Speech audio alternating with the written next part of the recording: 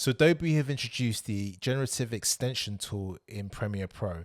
So this is only available in the beta, but what this does is allow the clips that you have to be extended using AI. So let's take a quick look and see how it works. Okay, so here we have an edit in Premiere Pro. This is the beta version. So if I go here, I'll play you the scene so you can see. Now, say, for example, I wanted this scene just slightly extended. If I just move this out of the way. So the last frame, I'm looking into camera here. So if I wanted to extend this scene, what I'd need to do is go to this tool here. You can see it says Generative Extension Tool. I'll click that. Go on the edge of the scene. And what happens is you can see, because this is for 4K clip, it will say that it requires it to be either 1920 by 1080, so that's full HD, or 1280 by 720, so that's 720p. So at the moment it's not doing 4K footage, so you would need to convert this to a 1080p clip in order for this to work. Okay, so I've already prepared a 1080p clip, so I'll just find that in my assets bin. And if I hold Option, I can just replace and drag. I can just replace that clip with this, okay? We just make that 1920 by 1080. Now, that's fine. So now the sequence is a 1080 clip, 1080 sequence, and we have a 1080 clip here. Now, again, as you can see, this is the final frame. Doesn't go any further, okay? Right. So if I go down here, Generative Extension Tool, click here, and I'm going to extend it. And as you can see, it's now preparing the clip, and it's generating an extension based on this frame and based on this footage. Okay, so that's done. Now, what you can see here is that it's created an extension, and just here it says AI generated. So let's see what it's actually created.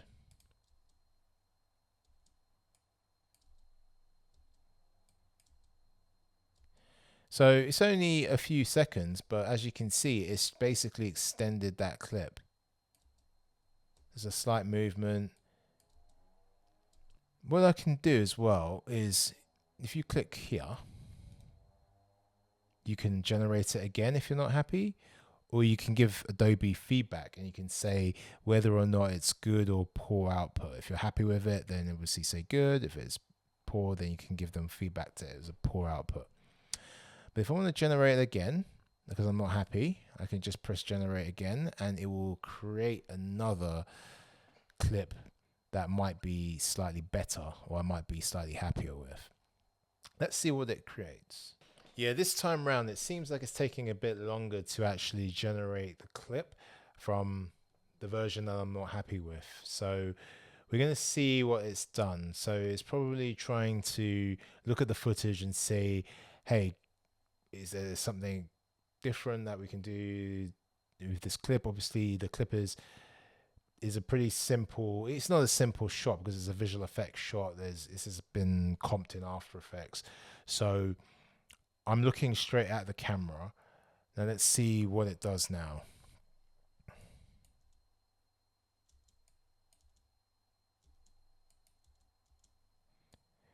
If I look closely, I can kind of see my eyes are moving very, very slightly. Almost like they're about to look from here to here. So I think that's a slight difference that I noticed, but you know, it's still pretty good in terms of the fact that it is an extension. It's about a second, well, half a second, maybe more, that I've done. So one thing I've noticed here as well is it's created a subsequence here, almost like a nested file with this extended clip.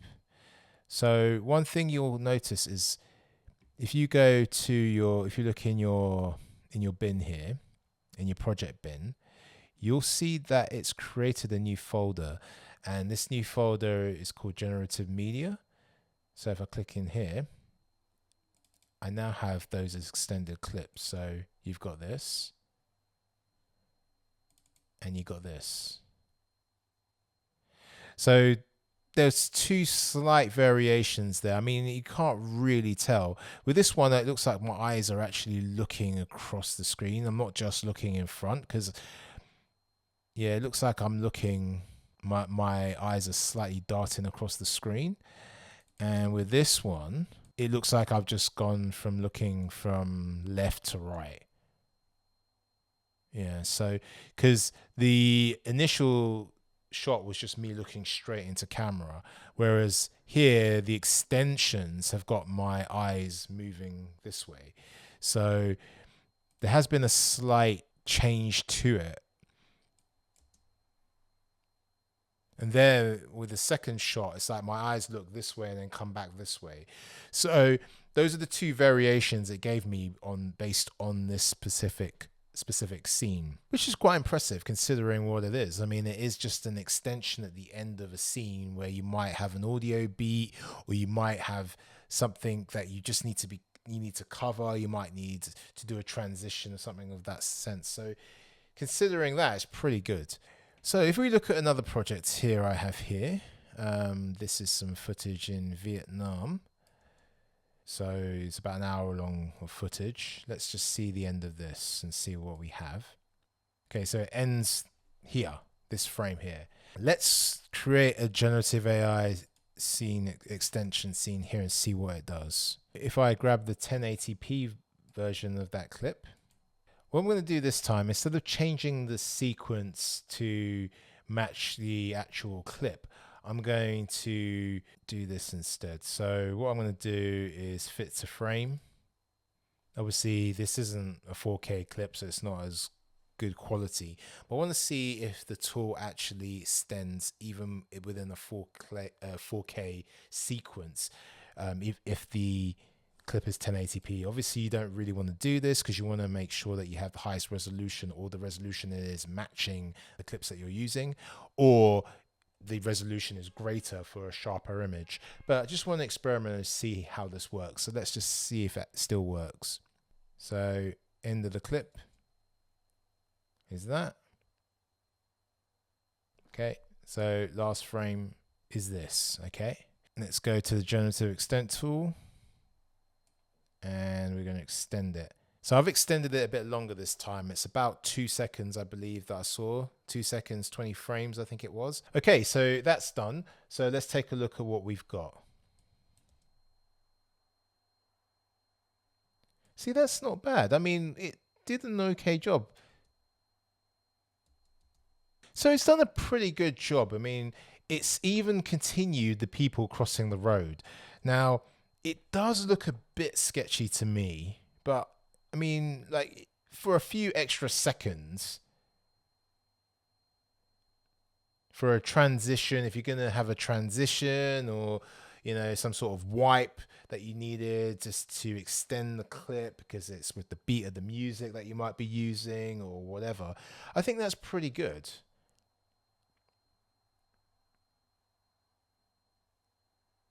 It does look a little odd, like you can kind of see it if I zoom in a little bit more.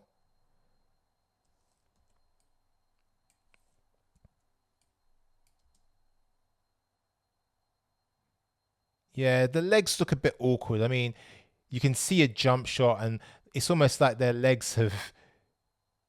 There's some funny artifacts here because it hasn't quite calculated, I think, their legs. So I wouldn't be completely happy with this. We can try and generate it again and see what happens, because like what it's done to their legs is not, that doesn't look great. And it seems like there's a teeny bit of a jump shot in there, if you can see. Yeah, see here, it jumps. So it might be because there's a lot going on in the scene. There's people walking, there's motorcycles, there's a lot of stuff happening in the mise en scène. It might be a bit too much for it to be completely accurate.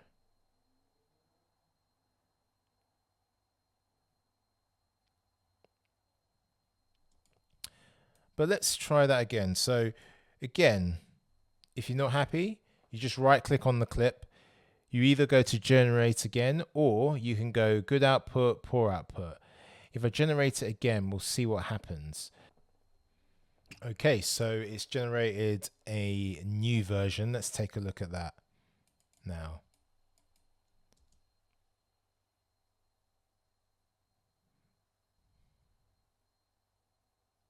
There are some artifacts here with this gentleman here. If I move that up, you can kind of see.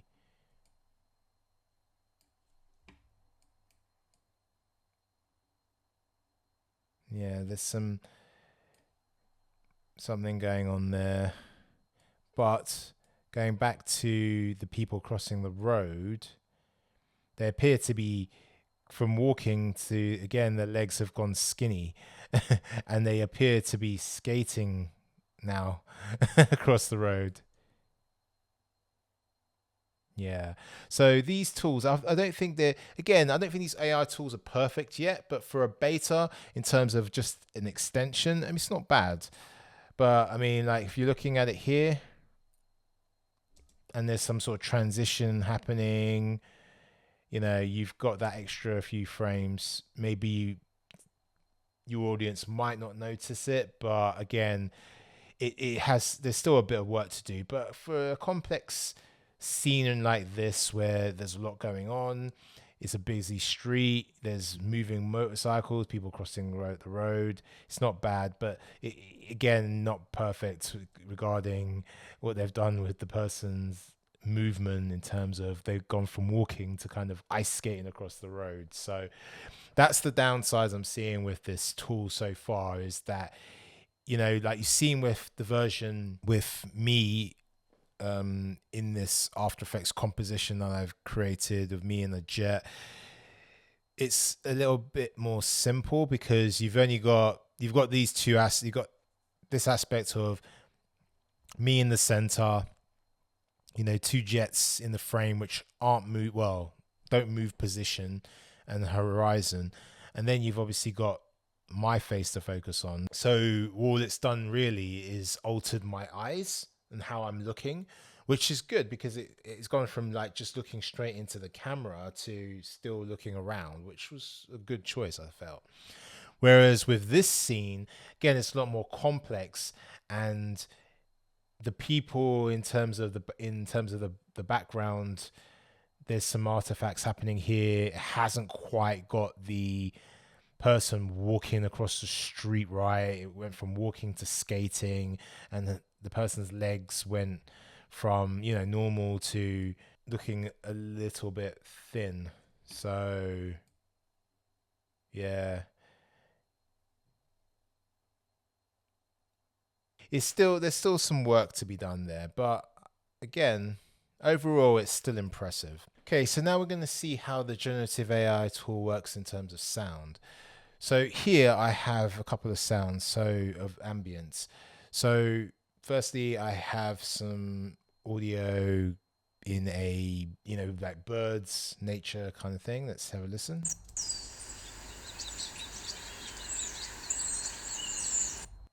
Okay, so that's the end of the clip. So if we want that to be extended, let's click on the Generative Extend tool, do a little extension. Okay, so that is done. Let's take a listen now.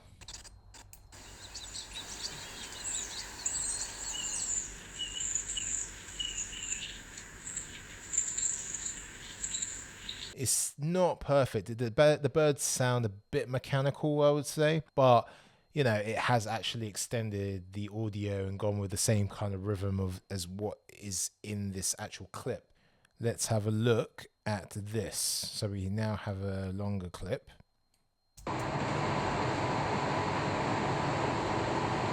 So that's just audio from a train interior. Now let's see how it sounds with the Generative AI extension. It's an extra 10 seconds that I've added to it. Let's see how it sounds and what it does.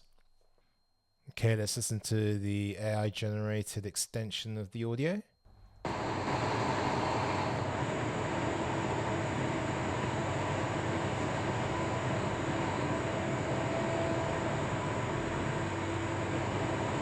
not bad, but what I've noticed is there's a slight dip in terms of the decibels. I don't know if there's a dip in decibels where it goes down a little bit, even though obviously the audio waveforms look like they're the same level. But I've noticed where the AI generative sound comes in, and it's almost like it's looped a certain part of the audio throughout the rest of it to generate that sound. That's what it sounds like to me anyway. I don't know how it sounds to you. If you're listening for it, you can kind of hear it, but I think again, if you've got a sequence with a lot of sound design and you just needed a slight extension on the sound, you know, like a sequence like this with multiple layers of sound, will you really hear it? Probably not, you know. So I think it's good for what it is, for maybe a few seconds here or there, just to tidy up the edit a little bit, or just to extend a bit of sound on the end of a clip.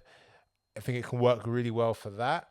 But in terms of more complex audio, it won't work very well. One thing to note as well, it doesn't work with dialogue. So if you're trying to extend dialogue, if you extend the audio clip, it will just mute the dialogue and you'll just have extension of ambient background noise. That's all you'll have. So you can't extend people talking, so no dialogue scenes can be replicated and extended, which is a good thing. I'm happy that they're not mimicking voices. Obviously there's a lot of voice technology nowadays and it's getting very sophisticated, but Adobe have chosen not to do that with this beta, which I think is a good thing. It's mainly for sound effects and ambient noise so far anyway. But we'll see what it turns into in terms of any future updates. But so far, I think it's a good tool for what it is. I think it is impressive that we've got that tool now. Again, as an editor, there's been so many times where I've had a freeze frame at the end of a clip just to extend it slightly, or even use the rate stretch tool, which changes the frame rate of a clip just to add a few frames extra to the end of an edit. And I think this will be a tool I'll probably be using in my edits just to help the flow of certain edits, because it's something I've had to do quite a lot in many edits actually. So I'm quite happy with this tool. It's got a lot of work that it needs doing, but at the same time, I think it's a good way to implement AI into our workflow that can help us as editors. So check out this playlist for more Adobe Premiere Pro tutorials, or check out this playlist you might enjoy as well with other filmmaking videos. So until next time, it's been Aston Regis. I've been helping you tell your story through video. Peace.